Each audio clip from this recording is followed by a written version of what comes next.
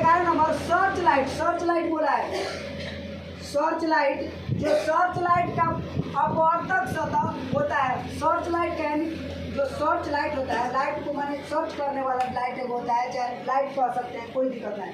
जो टॉर्च बातें हैं टॉर्च लाइट में कह सकते हैं, वही बात कर रहे हैं कि सर्च लाइट में, सर्च लाइट का अपवर्तक सतह होता है। कैसा होता है? अपवर्तक सतह कैसा होता है? दाढ़ी बनाने में कौन दर्पण का प्रयोग? दाढ़ी बनाने में कौन दर्पण का प्रयोग? सर्च लाइट में कौन दर्पण का प्रयोग? सर्च लाइट में भी कौन दर्पण का प्रयोग? दाढ़ी बनाने में सर्च लाइट मतलब टॉर्च कर सकते हैं, कोई दिक्कत है? सर्च में कौन दर्पण का प्रयोग किया जाता है?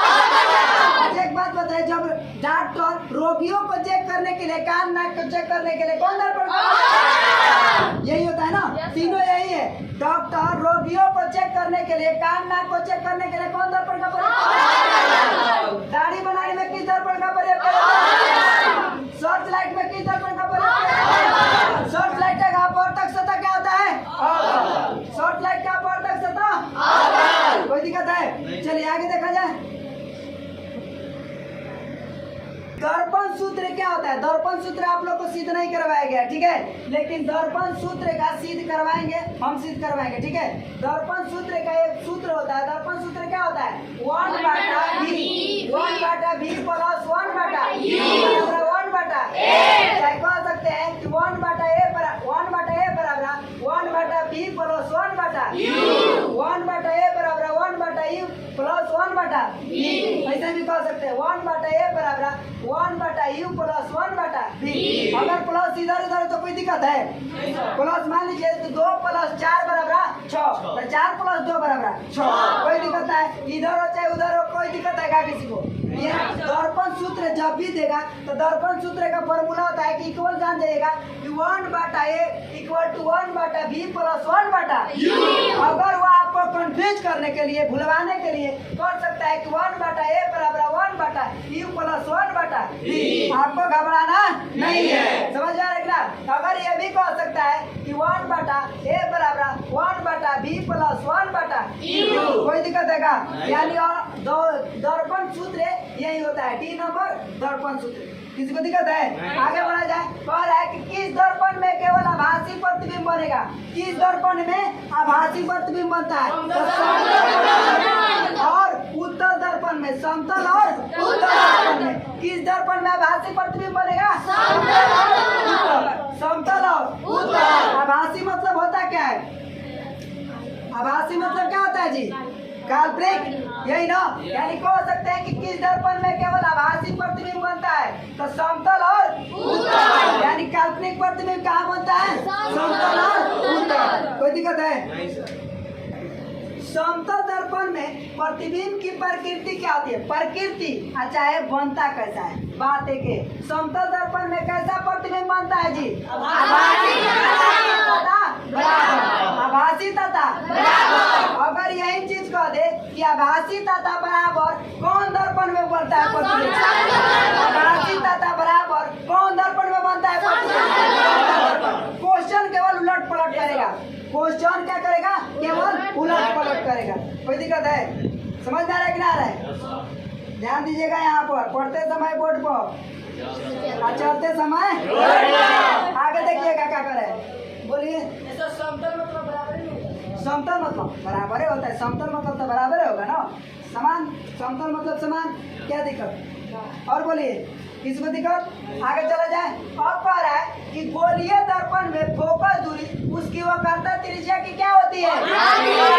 गोलीय दर्पण की फोकस दूरी जो होता है वक्रता त्रिज्या की क्या होता है? आप लोग को सब फिजिक्स में पढ़ा दिया गया है, ठीक है। अब कहिएगा चित्र बना के बनाइए तो 9 दिन लग जाएगा इसी में, समझ में आ रहा है ना? केवल आप लोग चित्र देख सकते हैं कि गोलीय दर्पण कैसा होता है और उसकी वक्रता त्रिज्या जो होता है, वक्रता त्रिज्या से क्या होता है?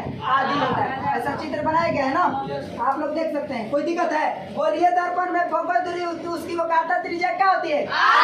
आप कह देगा कि गोलीय दर्पण में उसकी फोकस दूरी वक्रता त्रिज्या की क्या होती है? आधी। कोई दिक्कत है? आगे चला जाए।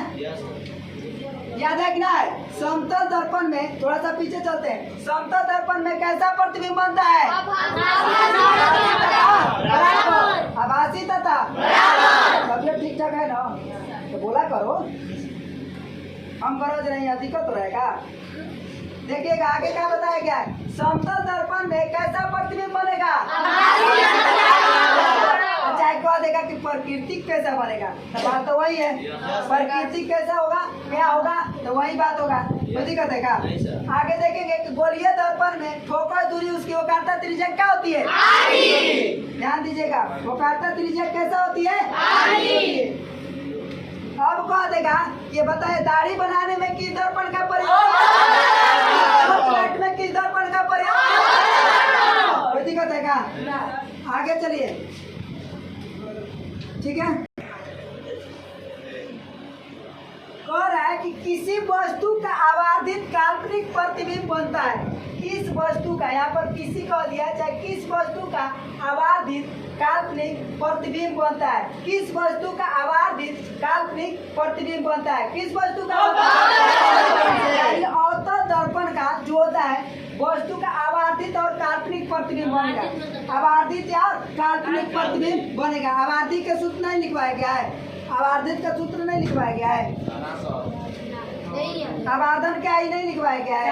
आवर्धन क्या होता है, आवर्धन क्या होता है, प्रतिबिंब की ऊंचाई घटा वस्तु की ऊंचाई, वही आवर्धन होता है। यानी उसकी आवर्धित काल्पनिक प्रतिबिंब बनता है किस दर्पण में, कह देगा कि अवतल दर्पण में कैसा प्रतिबिंब बनता है, काल्पनिक। अवतल दर्पण में कैसा प्रतिबिंब बनता है, अभी ने बताया क्या है कि अवतल दर्पण में आवर्धित तथा काल्पनिक प्रतिबिंब बनता है। अवतल दर्पण में कैसा प्रतिबिंब बनता है, आवर्धित तथा आवर्धित काल्पनिक प्रतिबिंब बनता है, आवर्धित काल्पनिक प्रतिबिंब बनता है। यही कह देगा कि आवर्धित काल्पनिक प्रतिबिंब किस दर्पण में बनता है, किस दर्पण में बनता है जी, दर्पण में। सिंपल समझ जाइएगा, आवर्धित काल्पनिक प्रतिबिंब किस दर्पण में बनता है, आवर्धित काल्पनिक प्रतिबिंब किस दर्पण में बनता है जी, दर्पण में। कोई दिक्कत है। अब देखिए क्या कर रहा है आगे, एक उत्तल दर्पण में बाना प्रतिबिंब कैसा होता है, हमेशा क्या होगा, उत्तल दर्पण में बाना प्रतिबिंब कैसा होगा जी, काल्पनिक और हास्तिक। मतलब क्या होता है, हरासित लिया है, हरासित मतलब क्या होता है जी, काल्पनिक और वास्तविक, समझ में रहा ना, यानी काल्पनिक और वास्तविक। यहाँ पर है उत्तल दर्पण में बना प्रतिबिंब हमेशा क्या होगा, काल्पनिकता और हरासित। हरासित ये भुलवाने के लिए दिया है, हरासित मतलब कह सकते हैं, हाँ रुक जा एक मिनट, वास्तविक और हरासित यानी छोटा, काल्पनिक मतलब छोटा होता है, वह हरासित मतलब छोटा होता है, छोटा यानी काल्पनिक तथा छोटा, काल्पनिक और छोटा प्रतिबिंब बनता है। कैसे बनता है, उत्तल दर्पण का ध्यान दीजिएगा, उत्तल दर्पण में बाना प्रतिबिंब क्या होगा, उत्तल दर्पण में बाना प्रतिबिंब क्या होगा जी, काल्पनिक तथा छोटा, कह सकते हैं काल्पनिक तथा छोटा। हरासित मतलब वास्तविक तो हो नहीं सकता है, वास्तविक नहीं होगा, छोटे होगा, ठीक है। काल्पनिक तथा काल्पनिक और छोटा प्रतिबिंब बनता है। यहाँ पर कह सकता है कि काल्पनिक और छोटा प्रतिबिंब किस दर्पण में बनता है, एकदम यही चीज बताया गया ना अभी कि काल्पनिक और छोटा प्रतिबिंब किस दर्पण में बनता है, उत्तल दर्पण में। काल्पनिक और हरासित यानी हरासित मतलब छोटा, यानी कह सकता है काल्पनिक और हरासित किस दर्पण में प्रतिबिंब बनता है, अब आवर्धित काल्पनिक प्रतिबिंब किस में बनता है, आवर्धित काल्पनिक प्रतिबिंब किस में बनता है, कोई दिक्कत है क्या। चलिए आगे बढ़ा जाए, क्या बोलो, अभी ने बताया क्या आवर्धित तोला, रखो ध्यान इधर उधर, आगे देखिए।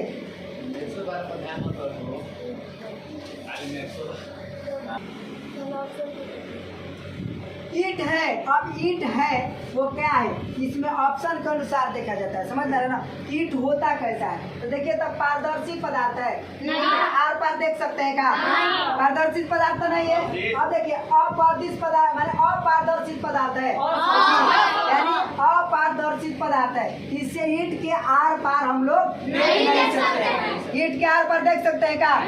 पारदर्शी तो ये होगा नहीं, अपारदर्शी पदार्थ है, परभाषी पदार्थ है, इनमें से कोई नहीं। यहाँ पर क्या होगा? पारदर्शी पदार्थ। ईंट कैसा पदार्थ है? अपारदर्शी पदार्थ। अपारदर्शी पदार्थ। ईंट कैसा पदार्थ है? अपारदर्शी पदार्थ। कोई दिक्कत है क्या? अब देखेंगे हमारी आंखें जो देख सकती है वे वस्तु होती है। कैसा वस्तु? जो वस्तु आँख हमको देख सकती है वो कैसा वस्तु होती है? देखिए, दीप्त या प्रदीप, दीप्त या प्रदीप, दीप्त या प्रदीप। जिसको हम देख सकते हैं, जिस वस्तु को हम देख सकते हैं तो वो वस्तु कैसा होती है? दीप्त या प्रदीप। जो वस्तु को हम देख सकते हैं वो वस्तु क्या होती है? दीप्त या प्रदीप। या तो दीप्त कहिए ना तो प्रदीप कहते हैं। अब यहाँ पर दे सकता है कि प्रदीप्त वस्तु किसको बोला जाता है? जिस वस्तु को हम देख सकते हैं उसको क्या बोलेंगे? प्रदीप्त वस्तु। जिस वस्तु को हम देख सकते हैं उसको क्या बोलेंगे? प्रदीप्त वस्तु। आप पूछ देगा कि दीप्त वस्तु किसको बोला जाता है, तो जिसको हम देख सकते हैं उसको क्या बोला जाता है? दीप्त या प्रदीप्त। अभी वही चीज केवल हम तोड़ के बता रहे हैं कि दीप्त वस्तु किसको बोला जाता है? जो वस्तु को हम देख सकते हैं उसको क्या बोलेंगे? दीप्त वस्तु। जो वस्तु को हम देख सकते हैं उसको क्या बोला जाता है? दीप्त वस्तु। अब प्रदीप्त वस्तु किसको बोला जाता है? ये भी वही डिफिनेशन है कि जो वस्तु को हम देख सकते हैं उसको क्या बोला जाता है? प्रदीप्त वस्तु। ईंट कैसा पदार्थ होता है? पदार्थ होता है। जो वस्तु को हम देख सकते हैं वो कैसा दीप्त होता है जी? कैसा वस्तु होता है? जिस वस्तु को हम देख सकते हैं, किसी जो हमारी आंखें देख सकती है किसी भी वस्तु को, वो क्या कहलाती है? दिक्कत है क्या? जो हमारी आंखें किसी वस्तु को देख सकती है उसको क्या बोलेंगे? जो वस्तु को नहीं देख सकती है अदीप्त या अप्रदीप्त। कोई दिक्कत है क्या? आगे चला जाए। चलिए कौन नंबर 21 कह रहा है कि देखिए, एक मनुष्य समतल दर्पण की ओर 3 मीटर प्रति सेकंड की चाल से आगे जा रहा है। एक मनुष्य समतल दर्पण की ओर 3 मीटर प्रति सेकंड, यानी 1 सेकंड में कितना मीटर जा रहा है? 3 मीटर। 1 सेकंड में कितना जा रहा है? 3 मीटर।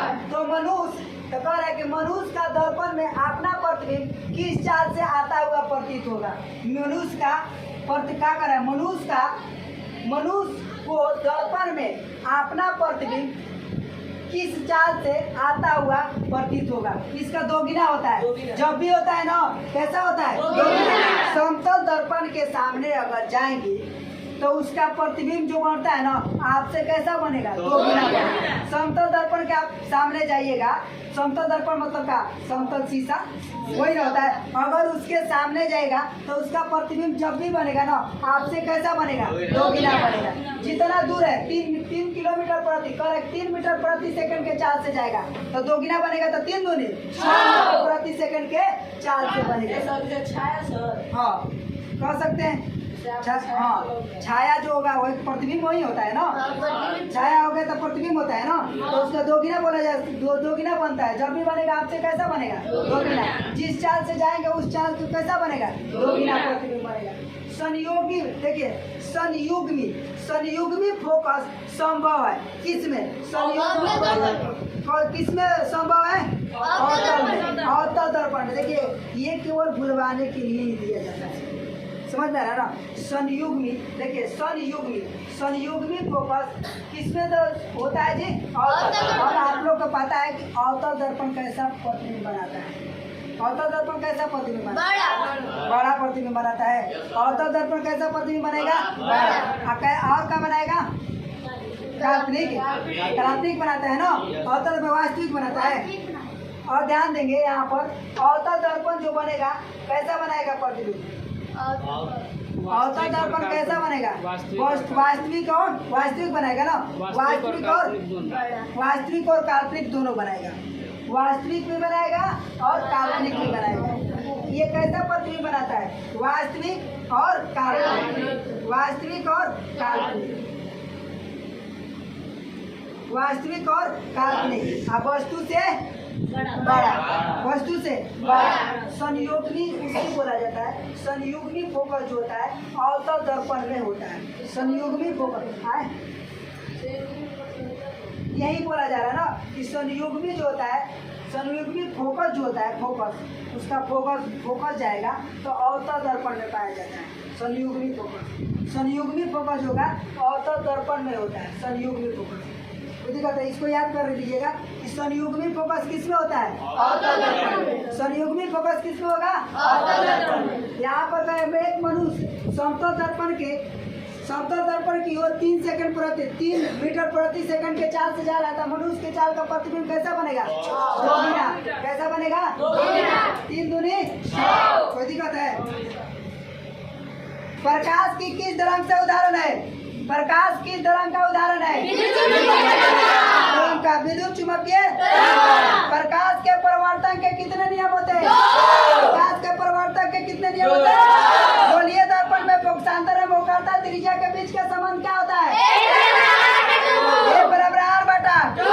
सर्च लाइट में परिवर्तक सतह होता है अवतल दर्पण। सर्च लाइट में कैसा परिवर्तक सतह? दाढ़ी बनाने में किस दर्पण का परिवर्तन? दर्पण सूत्र क्या होता है? 1 बटा A बराबर 1 बटा B प्लस 1 बटा 1 बटा। आगे देखिए, किस दर्पण में केवल आभासी प्रतिबिंब बनता है? किस दर्पण में आभासी प्रतिबिंब बनता है? समतल तथा आभासी प्रतिबिंब किस में बनता है? समतल तथा उत्तल। गोलीय दर्पण की फोकस दूरी उसकी त्रिज्या की क्या होता है? गोलीय दर्पण की फोकस दूरी उसकी वक्रता त्रिज्या की। गोलीय दर्पण की फोकस दूरी उसकी वक्रता त्रिज्या क्या होती है? आधी होती है। किसी वस्तु का आवर्धित काल्पनिक प्रतिबिंब बनता है समतल दर्पण में ना। किसी वस्तु का आवर्धित काल्पनिक प्रतिबिंब बनता है समतल दर्पण में। समतल दर्पण में भूल जाता है सब पीछे के। ध्यान से सुनिए क्वेश्चन को पहले सुनिए। एक उत्तल दर्पण में बना प्रतिबिंब हमेशा क्या होता है? कलात्मक और हरासित। कलात्मक और छोटा। समझ में रहे ना? एक उत्तल दर्पण में बना प्रतिबिंब कैसा होता है? कलात्मक और हरासित। ध्यान दीजिए, ईंट कैसा पदार्थ है? हमारी आंख जो देख सकती है उस वस्तु क्या कहेंगे? दीप्त्या। हमारी आंख जो वस्तु देख सकते हैं उसको क्या बोलेंगे? संयुग्मी फोकस संभव है किसमें? संयुग्मी फोकस संभव है किसमें? संयुग्मी मतलब क्या होता है? दो माने दो प्रतिबिंब बनता है, कलात्मक और वास्तविक। कलात्मक और वास्तविक। और दो प्रतिबिंब और किसी दर्पण में बनता है क्या? अवतल दर्पण में ही केवल कलात्मक और वास्तविक बनता है, इसलिए उसको क्या बोला जाता है? संयुग्मी। क्या बोलेंगे? संयुग्मी। कोई दिक्कत है? और देखिए क्या कर रहा है, किसी वस्तु का आवर्धित कलात्मक प्रतिबिंब बनता है। किसी वस्तु का आवर्धित कलात्मक प्रतिबिंब बनता है किसमें? समतल दर्पण में। समतल दर्पण में किसी वस्तु का काल्पनिक या आवर्धित इसमें आ गया और काल्पनिक आ गया तो किसमें होगा? समतल। आवर्धित आएगा और कलात्मक आएगा तो किसमें होगा? समतल। आवर्धित और कलात्मक साथ में आएगा तो कैसा होगा? समतल में। कोई दिक्कत है? समतल दर्पण में प्रतिबिंब कैसा बनता है? समतल दर्पण में प्रतिबिंब कैसा बनता है? आभासी तथा बराबर। आभासी तथा बराबर। समतल दर्पण में बराबर। समतल दर्पण में क्या बनेगा? बराबर। और कैसा बनेगा? आभासी। आभासी मतलब काल्पनिक। आभासी मतलब काल्पनिक। समतल दर्पण में बराबर प्रतिबिंब बनेगा और कैसा बनेगा? काल्पनिक प्रतिबिंब बनेगा। कोई दिक्कत है? किस दर्पण में केवल आभासी प्रतिबिंब बनता है? किस दर्पण में बनता है जी? समतल दर्पण में। समतल दर्पण में कैसा प्रतिबिंब बनता है? आभासी प्रतिबिंब। समतल दर्पण में कैसा प्रतिबिंब बनता है? आभासी प्रतिबिंब। कोई दिक्कत है जी? चलिए, एक उत्तल दर्पण की फोकस दूरी उत्तल दर्पण की फोकस दूरी 20 सेंटीमीटर। कितना सेंटीमीटर? 20 सेंटीमीटर। तो उसकी वक्रता त्रिज्या क्या होगी? 40 सेंटीमीटर। तो ध्यान दीजिएगा, वक्रता त्रिज्या जब भी होता है उत्तल दर्पण में, वक्रता त्रिज्या क्या होगा? इससे दोगुना होगा। किससे दोगुना होगा? फोकस दूरी से। फोकस दूरी से क्या होती है? दोगुना होती है। वक्रता त्रिज्या जब भी होगा फोकस दूरी से क्या होगा? दोगुना होगा। ध्यान देखो, तो 20 है तो 20 दूनी 40। कोई दिक्कत है क्या?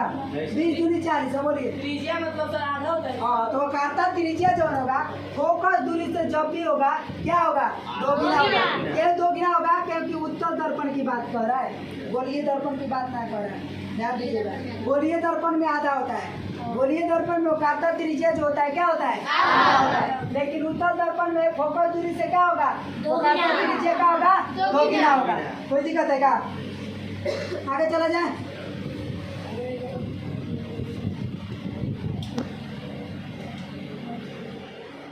तो क्वेश्चन हो गया, अभी बताया गया फोकस दूरी जब भी होगा वक्रता त्रिज्या की क्या होगा?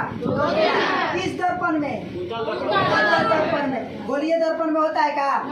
गोलीय दर्पण में क्या होता है? आधा होता है। गोलीय दर्पण में वक्रता त्रिज्या क्या होता है? आधा होता है। लेकिन उत्तल दर्पण में दोगुना होता है। उत्तल दर्पण में क्या होगा? दोगुना होता है। ध्यान दीजिए, आगे देखिए 24 नंबर, यदि किसी वस्तु को एक दर्पण के सामने निकट रखने पर प्रतिबिंब सीधा बने किंतु दूर रखने पर उल्टा प्रतिबिंब बने तो वह दर्पण क्या होगा?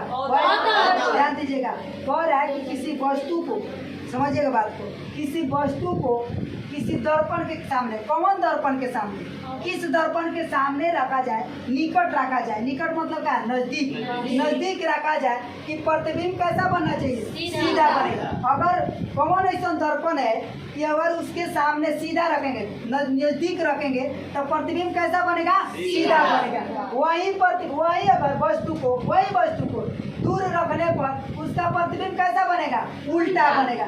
कौन ऐसा दर्पण है? ध्यान दीजिएगा, कौन ऐसा दर्पण है कि निकट रखने पर प्रतिबिंब सीधा बनेगा और दूर रखने पर प्रतिबिंब उल्टा बनेगा? तो अवतल दर्पण जो है इसको संयुग्मी बोला जाता है ना। अवतल दर्पण जो है ये निकट रखेंगे, निकट मतलब नजदीक किसी वस्तु को रखेंगे तो वो सीधा बनेगा प्रतिबिंब। कैसा बनेगा प्रतिबिंब? सीधा बनेगा। वही प्रतिबिंब अगर दूर रख दिया जाए, वही वस्तु को दूर कर दिया जाए तो कैसा प्रतिबिंब बनेगा?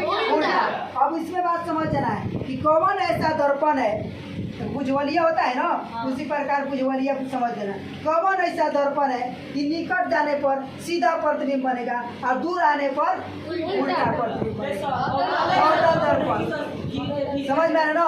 कौन ऐसा दर्पण है, आप लोग को पूछ सकते हैं किसी से भी कि कौन ऐसा दर्पण है कि अगर नजदीक जा रहे हैं तो सीधा प्रतिबिंब बनेगा, एकदम सीधा प्रतिबिंब बनेगा, और यहीं दूर जा रहे हैं तो कैसा प्रतिबिंब बनेगा? उल्टा प्रतिबिंब। कौन दर्पण है? अवतल दर्पण। अवतल दर्पण एकमात्र दर्पण है जो नजदीक जाने पर सीधा प्रतिबिंब बनेगा और उल्टा पीछे आने पर, दूर जाने पर कैसा प्रतिबिंब? उल्टा प्रतिबिंब बनेगा। कोई दिक्कत है क्या? आगे चला जाए। इसको समझ के याद करिएगा, कोई दिक्कत ना होगा। ध्यान दो बाबू, इसको याद करने के लिए समझ जाइए बस, कैसे कि आप लोग पढ़ रही हैं, इसको याद करने में कोई दिक्कत ना होगा। आगे चला जाए। देखिए ये थोड़ा दिखाई नहीं दे रहा है, इसको छोटा किया जाए। देखिए, किस दर्पण के सामने आप चाहे जितना दूर पर रखें, किसी दर्पण के सामने अगर क्या करें, किसी दर्पण के सामने आप चाहे कितना दूर पर खड़े हो, कितने दूर पर खड़ा गए ना हो, उसका प्रतिबिंब सीधा ही बनता है। कौन ऐसा दर्पण है कि चाहे कितना दूर पर हो, धीरे हो चाहे दूर हो, चाहे कितना दूर हो, उसका प्रतिबिंब क्या बनेगा? सीधा बनेगा। तो कौन ऐसा दर्पण है? समतल चाहे उत्तल दर्पण ऐसा है, समतल या उत्तल। एक बात जानना है, एक के बात जाने हैं क्या चीज? अवतल दर्पण के जाने हैं। अवतल दर्पण के क्या जाने हैं कि अगर भीरी जाएंगे तो सीधा प्रतिबिंब बनेगा और दूर जाएंगे तो उल्टा प्रतिबिंब बनेगा। बनेगा कि ना बनेगा?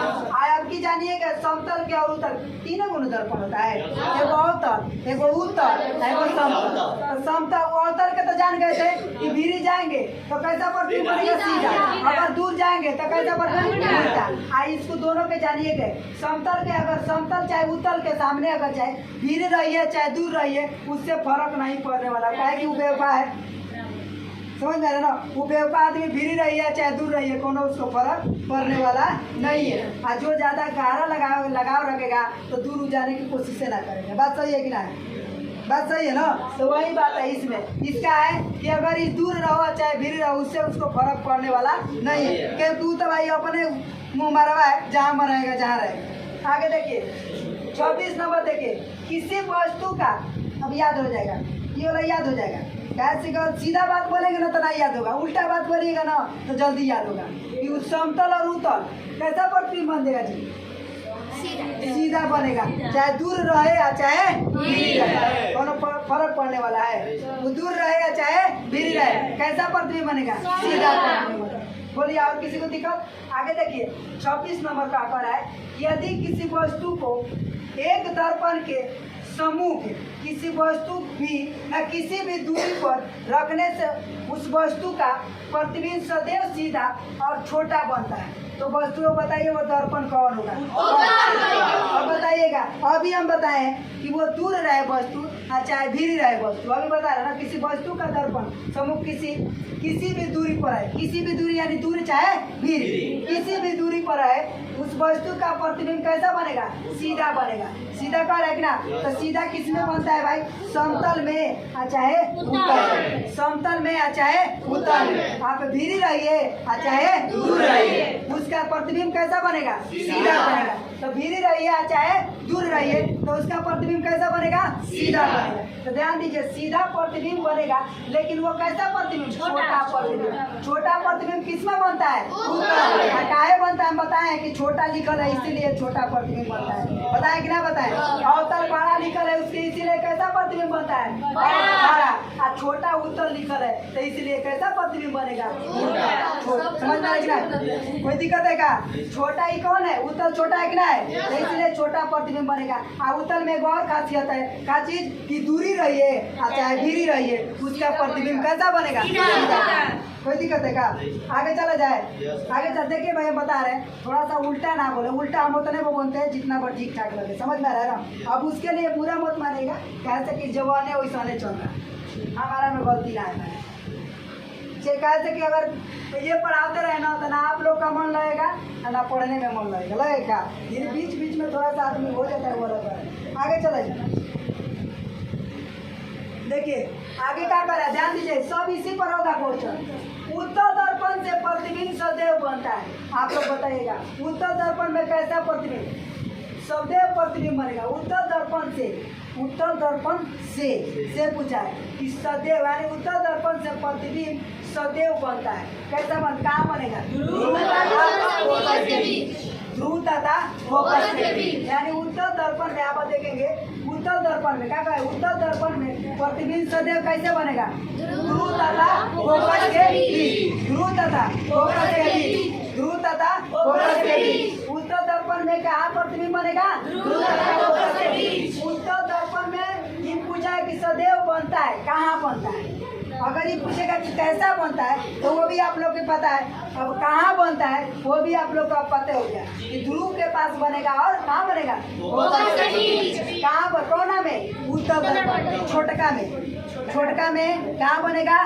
ध्रुव तथा फोकस के बीच। बड़का के अभी तो पता नहीं है, अभी आएगा। अब ध्रुव तथा फोकस के बीच। छोटा में जो छोटा उत्तल दर्पण है तो ध्रुव तथा फोकस के बीच बनेगा। आगे देखिए 28 नंबर, किसी वस्तु को हम तभी देख पाते हैं जब वह वस्तु प्रकाश में हो। तो क्या होता है जी? परिवर्तित। कोई भी वस्तु को हमको देखने के लिए प्रकाश क्या करेगा? टकरा करके परिवर्तित होगा, तब है ना वस्तु को हम देख पाएंगे। ये प्रकाश के परिवर्तन पहला चैप्टर में पढ़ाया गया ना। अगर किसी वस्तु को देखने के लिए जब प्रकाश आती है, परिवर्तन होकर टकरा करके जाती है, तब ना प्रकाश को क्या दिखाई देता है। तब ना वो वस्तु क्या दिखाई दे? कोई वस्तु दिखाई देती है, ऐसे वस्तु कोई नहीं दिखाई देगी। जब प्रकाश आएगा, प्रकाश आने के बाद टकरा करके तब वो क्या करेगा? चारों तरफ फैलेगा। जब चारों तरफ फैलेगा तब वो वस्तु क्या होता है? दिखाई देता है। तब वो वस्तु क्या करता है? दिखाई देता है। जब की कर है कि किसी वस्तु को हम तभी देख पाते हैं जब वो वस्तु प्रकाश से क्या होता है? परिवर्तन होता है। प्रकाश क्या होता है? परिवर्तन होता है। किसी भी वस्तु को देखने के लिए प्रकाश क्या होगा? परिवर्तन होगा। किसी वस्तु को देखने के लिए प्रकाश क्या होगा? परिवर्तन होगा। परिवर्तन होगा, प्रकाश क्या होगा? तब जाकर के वस्तु क्या करेगी? दिखाई देगी। तब जाकर के वस्तु क्या करेगी? उत्तल दर्पण में प्रतिबिंब कैसा बनता है? फोकस के ध्रुव तथा फोकस के बीच। और बनता कैसा प्रतिबिंब है? छोटा। कैसा प्रतिबिंब बनता है? छोटा प्रतिबिंब बनता है ना। बड़ा तो प्रतिबिंब बनेगा नहीं। बड़ा किसमें बनता है? और एक बात बताइए, उत्तल दर्पण में छोटा तो प्रतिबिंब बनता है, लेकिन और बनता है कैसा प्रतिबिंब बनता है? काल्पनिक। कैसा प्रतिबिंब बनता है? आवर्धित काल्पनिक प्रतिबिंब किस दर्पण में बनता है? उत्तल दर्पण में। आवर्धित काल्पनिक प्रतिबिंब किस में बनता है? उत्तल में बनता है ना। आगे चले जाए, कोई दिक्कत है? चलिए 28 नंबर तक हो गया। अब क्या है? 29। देखिएगा 29।